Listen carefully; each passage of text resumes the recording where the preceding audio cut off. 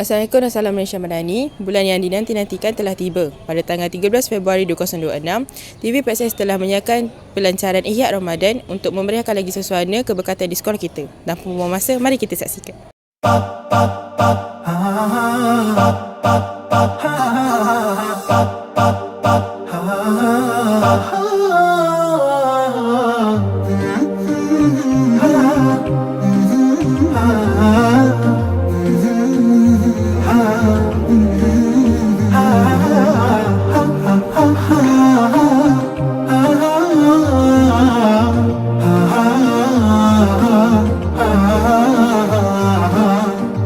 الله معنا تسمعنا وترانا الله الله إنا نرجوك الغفران أصلحنا ويانا.